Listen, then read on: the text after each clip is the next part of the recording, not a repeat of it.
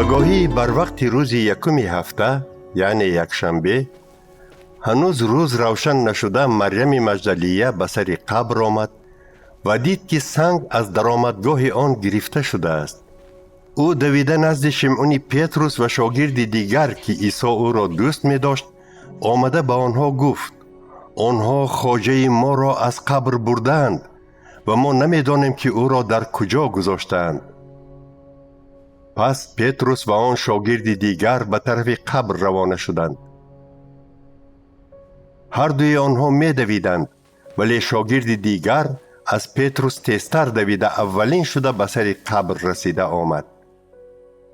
او خم شده کفن را دید، ولی به درون قبر ندر آمد.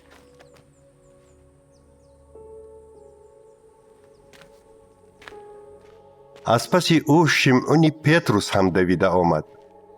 وی به درون قبر در آمده دید که کفن هست و متاعی که در سر عیسی بود نه با کفن بلکه در کنار جدا پیچانده شده است. آنگاه شاگرد دیگر هم که اولین شده به سر قبر آمده بود به قبر در آمد و همه این را دیده ایمان آورد. آنها هنوز سخنان نوشتجات را نمی فهمیدند که درباره او گفته شده بود که باید بعد از مرگ زنده شود. شاگردان به خانه اشان برگشتند. اما مریم بیرون از قبر ایستاده گریه می کرد.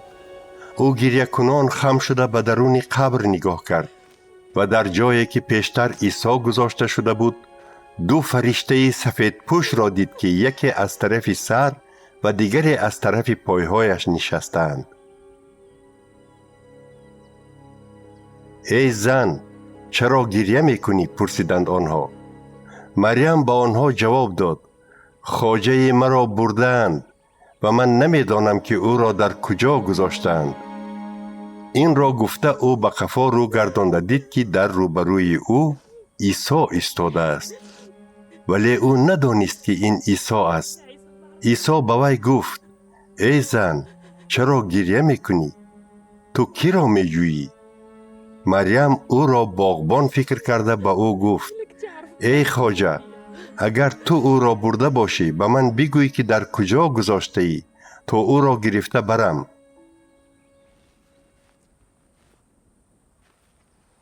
ای مریم، گفت عیسی.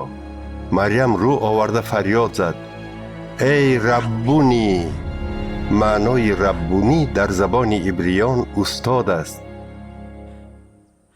عیسی به او گفت: به من دست نرسان که هنوز به پیش پدر بالا نرفتم، لیکن نزد برادرانم رفته بگو که من نزد پدر من و پدر شما و به نزد خدای من و خدای شما می روم. مریم مجدلیه به نزد شاگردان آمده گفت: من خداوند عیسی را دیدم. این چنین سخنان عیسی را که به او گفته بود با آنها نقل کرد.